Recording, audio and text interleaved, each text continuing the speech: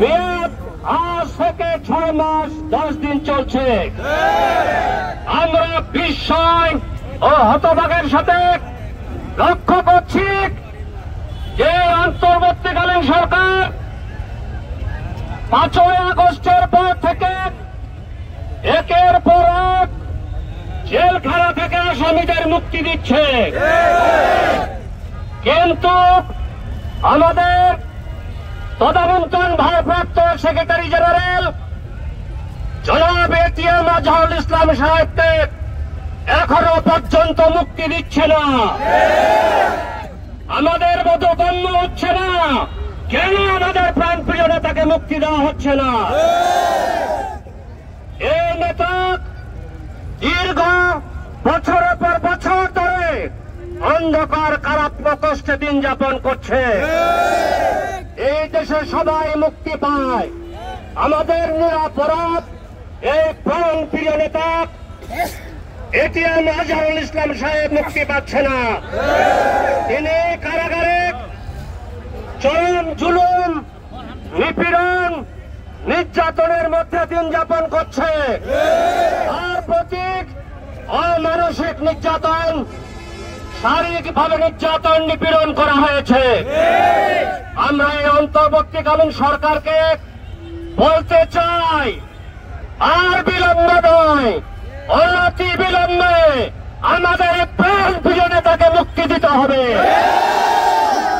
মুক্তি না দেওয়া হয় আগামী দিনে বাংলাদেশে দুর্ভাগ্য আন্দোলনের মাধ্যমে প্রাণ প্রিয় নেতা এটিএম আজহারুল ইসলাম সাহেবকে মুক্ত করে ছাড়বো ইনশাআল্লাহ।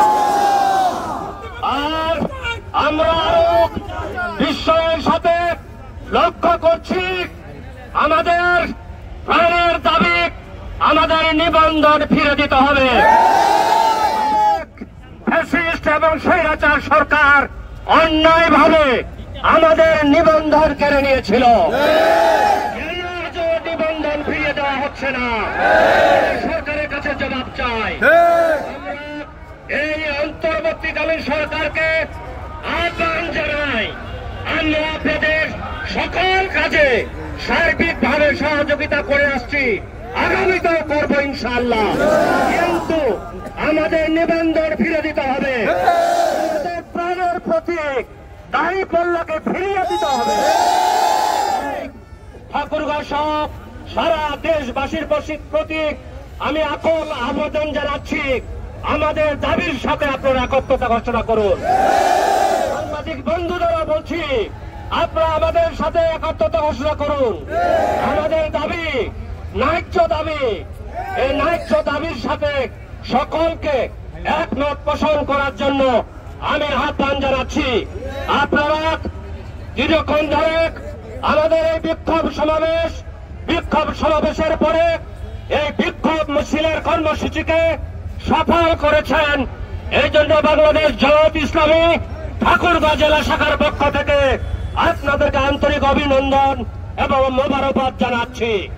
আমাদের শান্তিপূর্ণভাবে এই বিক্ষোভ মিছিল কর্মসূচিকে সফল করার জন্য মিডিয়া ভাইয়েরা, সাংবাদিক বন্ধুগণ, আইন শৃঙ্খলা বাহিনীর বন্ধুগণ সবাই সার্বিকভাবে সহযোগিতা করেছেন।